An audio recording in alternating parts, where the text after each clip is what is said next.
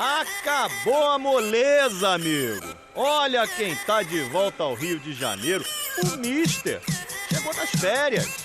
Então, bora suar, tirar o atraso, queimar a ceia de Natal, Réveillon e desfazer as malas. É hora de trabalhar, porque o Cariocão 2020 já começou. Daquele jeito ainda, devagarzinho, né? Com os grandes tendo trabalho. O Botafogo perdeu pro Volta Redonda. O Flamengo não saiu do 0 a 0. O Vasco, a mesma coisa. E o Fluminense estava indo por esse caminho. Sofreu, mas ganhou aos 39 do segundo tempo. Gol do Nenê. Bem-vindo, Futebol 2020. Vamos suar, minha gente. Vambora. Boa tarde pra você. Começando mais um Globo Esporte. E começou o Campeonato Carioca, né? Dos grandes, só o Fluminense venceu. Pior do que isso, foi o único que fez gol. O veterano Nenê salvou a honra dos gigantes do Rio. Já já você vai ver as reportagens dos jogos do Fluminense e do Vasco também. O Botafogo já joga amanhã, hein? De novo, é contra o Madureira em Conselheiro Galvão, jogo difícil. Você pode ver ao vivo no Premiere às 4 da tarde. É a chance de marcar os primeiros pontos no campeonato. O time já treinou hoje de manhã e o Fábio Jupa acompanhou. Olá, boa tarde, Escobar, boa tarde para todo mundo. O Botafogo estreou com derrota no Campeonato Carioca. No sábado, o time que foi comandado pelo auxiliar técnico Bruno Lazzaroni perdeu para o Volta Redonda lá no estádio Raulino de Oliveira por 1 a 0. O único gol do jogo foi marcado no segundo tempo pelo Saulo. Como o grupo principal segue em pré-temporada lá em Domingos Martins, no Espírito Santo, com o técnico Alberto Valentim, o Botafogo foi a campo lá no Raulino de Oliveira com um time formado por reservas e jogadores da categoria sub-20. Aqui no Newton Santos, o grupo que perdeu na estreia treinou para a segunda partida da Taça Guanabara amanhã contra o Madureira, lá em Conselheiro Galvão. E o zagueiro Canu falou sobre a expectativa para essa partida. Mas é o que a gente falou, a gente não pode fugir da nossa responsabilidade. A gente tem que ir lá, tem que correr, tem que batalhar para sair com a vitória, porque é a nossa obrigação. Agora você vê como foi o final de semana lá no Espírito Santo com a repórter Débora Gares. Samba, chope, feijão e corneta. Nossa Senhora, time não chuta pro gol, não faz gol. Quem não faz gol não ganha. A reclamação era por causa da derrota para o Volta Redonda no sábado. Mas a feijoada organizada pelo clube deixou os torcedores mais compreensivos. Falta muita coisa ainda, né? Mas assim, é uma base, né? Praticamente uma base. Então, vai melhorar, com certeza, né? Não, só meninos. Primeiro jogo, vai melhorar. Tenho fé que vai melhorar. A avaliação é bem parecida com as dos jogadores mais experientes do elenco, que acompanharam a partida de longe. Tinha muitos garotos, né?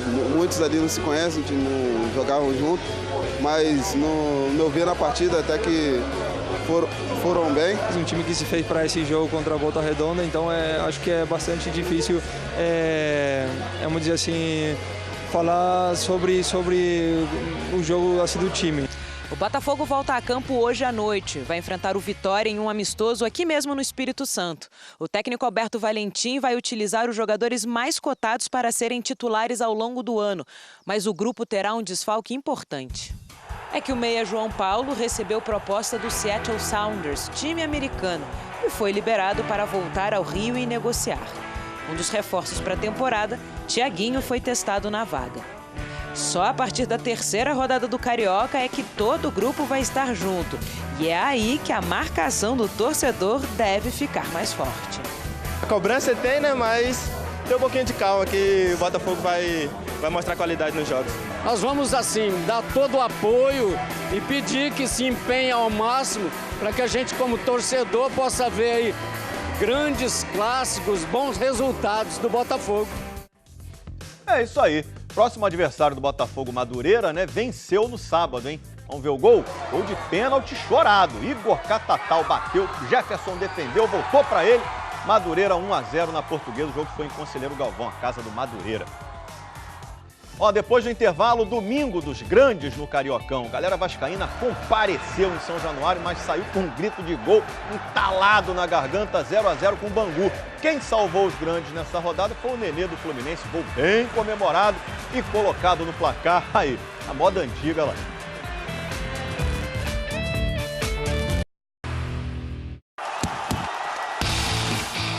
Conor McGregor, mas calmo, abraçando o rival e até a avó do rival. Mas dentro do octógono continua o mesmo.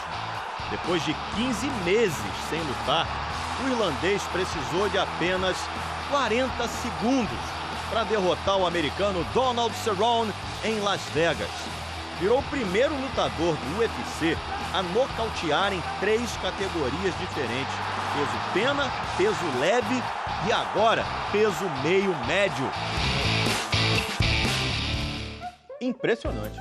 Ó, depois de amanhã tem Brasil e Uruguai no pré-olímpico, 10h30 da noite, ao vivo no Sport TV. A seleção já estreou, ganhou da seleção peruana lá na Colômbia.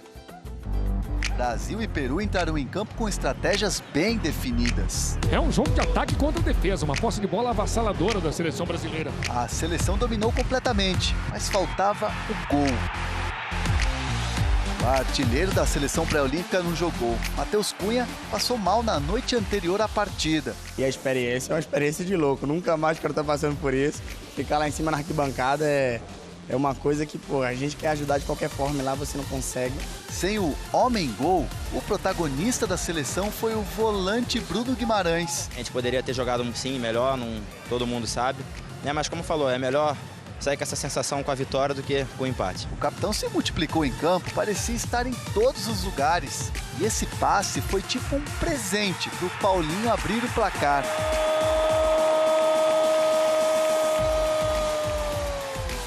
Quem também estava esperando um presente foi o Renier. Ontem ele completou 18 anos. Entrou no segundo tempo, fez uma boa estreia. Mas o que todos queriam saber mesmo era o que ele foi fazer em Madrid, na Espanha, na semana passada. Eu fui resolver alguns problemas particulares e fui lá, fui dar uma fugida, mas como eu falei, meu foco é aqui na seleção. Ir para o Real Madrid não chega a ser um problema. O problema mesmo quem teve foi o Brasil, no fim do jogo. A seleção peruana por pouco não empatou. O apito final trouxe para a seleção brasileira uma sensação de alívio. A vitória magra em cima do Peru na estreia do torneio pré-olímpico foi mais importante do que a atuação. Muitos esperavam uma excelente atuação do Brasil. É claro que a gente joga por performance e por vitória. Conseguimos a vitória, mas serve de lição aí para os próximos jogos. A gente sabe que vai ser bastante difícil e a gente precisa matar os jogos. Falando do Renier, que desconversou aí sobre o que tinha ido fazer na Espanha, ele foi lá fazer exames médicos, foi anunciado agora há pouco como jogador do Real Madrid, assinou um contrato lá na Colômbia mesmo por 5 temporadas, podendo chegar a 6. Depois do pré-olímpico, o Renier vai se ambientar no time B do Real Madrid.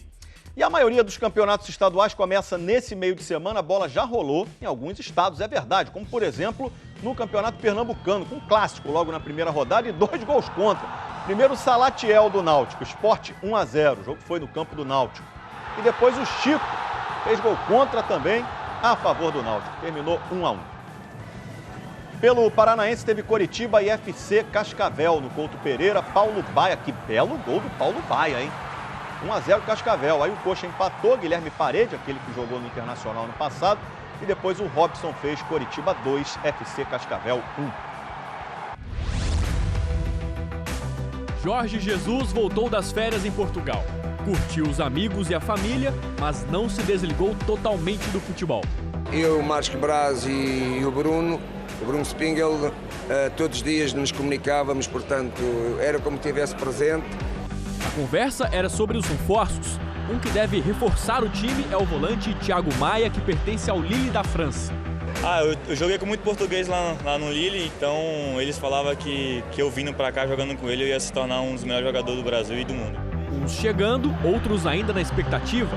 Flamengo e Inter de Milão seguem as negociações por Gabigol.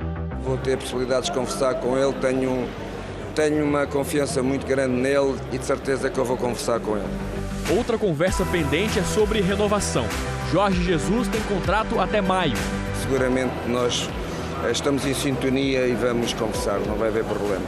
Nesta quarta-feira tem clássico pelo Campeonato Carioca, Vasco contra o Flamengo, e mesmo com o retorno do Jorge Jesus, o técnico Maurício Souza continua comandando a equipe na beira do campo. Eu vou acompanhar mais os meninos, vou ver os jogos. Será um clássico de garoto. Abel Braga adiantou que o Vasco vai jogar com o time sub-20. Nós vamos com talvez um jogador que tenha 2 anos mais, mas vai ser sub-20 para sub-20. No último sábado, o Flamengo estreou empatando em 0-0 contra o Macaé. E atenção, garotada, o Mister tá de olho em vocês. Há alguns meninos da equipa sub-20 que eu não conheço tão bem, assim vou ter a oportunidade de os conhecer melhor. O Flamengo que anunciou oficialmente agora a contratação do Michael, ex-jogador do Goiás, contrato até 2024. E o Vasco, estreou com 0-0 no Campeonato Carioca, mesmo com a estreia do atacante Germancano, que é o único reforço do time até agora, né? O futebol tá de volta. Acabou a saudade, agora é bola rolando a Vera. Com paixão, no volume máximo. É o Vasco, vamos com ele. Vasco! O otimismo de sempre. Sul-Americana é nossa, Sul-Americana é nossa. A torcida do Vasco manteve a pegada de 2019. Encheu São Januário, mais de 18 mil presentes para a estreia do time na Taça Guanabara contra o Bangu. Para rever um velho conhecido. O Abel é brabo. O Abel é um cara que tem muita experiência, já passou pelo Vasco várias vezes. Vai ser um time fechado no meio, partindo pro ataque. E lá vem ele para a terceira passagem como técnico do clube. Mas há quem lembre de um Abel no Vasco diferente. Era zagueiro. Zagueirão, bom, quebrava tudo. Pouca técnica, mas muito vigor físico. Tipo o primeiro tempo do jogo de ontem. Começou bem, uma boa chance para cada lado. O Werley e o Raul do Bangu chegaram perto. Também no comecinho, lance polêmico. O Jairinho está com o braço aberto dentro da área e para mim foi pênalti, que ele abre o braço e amplia o espaço do corpo. Um Vasco para todas as idades e de todas as idades. Tem a turma casca grossa, os novinhos e a novidade. Germancano, estreando hoje o argentino com a camisa do Vasco da Gama. Habla espanhol, Germancano. Habla, mete gol. Habla comigo, my friend. Espanhol, dou golzito hoje. Ele tentou, foi se aproximando. Germancano dominou com a esquerda, girou com a direita, ele deu em cima do goleiro. Marrone também. Marrone, chutou, voltou, Marrone pra fora! O Werley e Thales cabecearam juntos, mas nem assim o Vasco saiu do zero. Primeiro jogo do ano, um time em formação, só o Germancano foi contratado até agora. 2020 nem começou direito e a paciência da torcida do Vasco tá pequenininha. Grande parte dos torcedores ficou na bronca com o empate. O alvo foi o presidente Alexandre Campelo.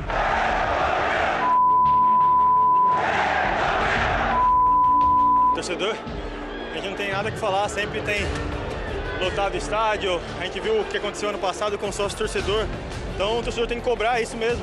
Germancano se disse feliz e orgulhoso por estrear no Vasco e minimizou o resultado, já que é só o começo da temporada. Não, estamos recém começando a temporada. É um primeiro momento, depois de 10 dias, e com uma mudança significativa em relação dos atletas que permaneceram. Uma garotada jovem que vem se projetando, vem buscando espaço, tem demonstrado seu valor. A gente sabe que precisa vir reforços, mas eles vão vir e vão fazer para que a nossa equipe acrescente e evolua. Todo mundo tende a evoluir, mas a rodada foi complicada para os grandes. Estavam zerando, ninguém fazia gol até que aos 39 do segundo tempo, Nenê fez o gol da vitória do Fluminense em cima da Cabofriense.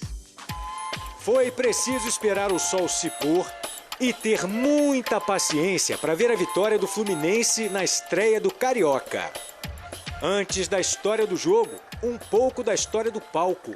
O Elcir Rezende, o Elcirzão, em Bacaxá, distrito de Saquarema, é um estádio raiz. O Leandro comanda o placar manual. A grama não é padrão FIFA, nem a iluminação. Tá bastante escuro. Sentar na arquibancada é um privilégio. Na laje do vizinho também. Não é uma crítica, até porque o Elcirzão tá todo arrumadinho. É apenas uma constatação. posso te falar, tem muita gente que não troca o aconchego de um estádio raiz por uma arena de Copa do Mundo. O Campeonato Carioca é isso é o principal. É uma coisa raiz, é bem brasileira mesmo, bem nossa, mano. A gente gosta de bagunça mesmo lá. O torcedor olhava para o campo para ver as novidades. Matheus Ferraz, de volta, depois de 7 meses se recuperando de lesão. Nosso xerife, pô, é o chefe da zaga.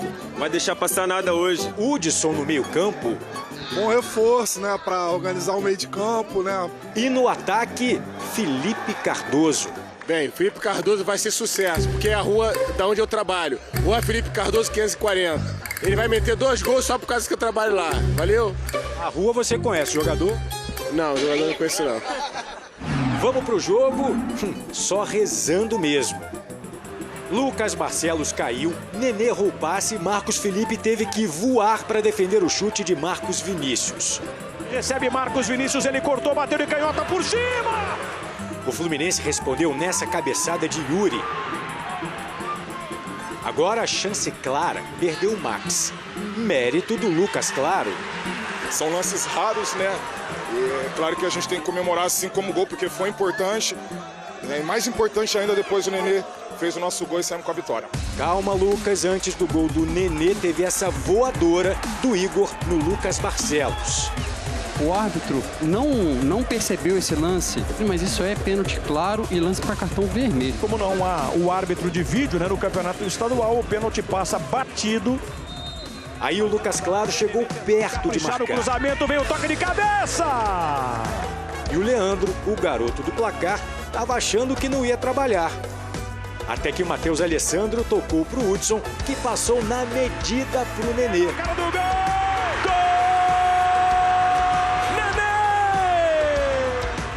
Tivemos muita dificuldade no segundo tempo, mas depois conseguimos nos impor aí, fazer o gol e conquistar 3 pontos importantes que na estreia vai valer bastante. Para construir alguma coisa não é em 7 treinamentos, não é em 15 dias, é consolidando a ideia, trabalhando, treinando, errando, corrigindo para o próximo jogo para que a gente possa estar cada vez melhor.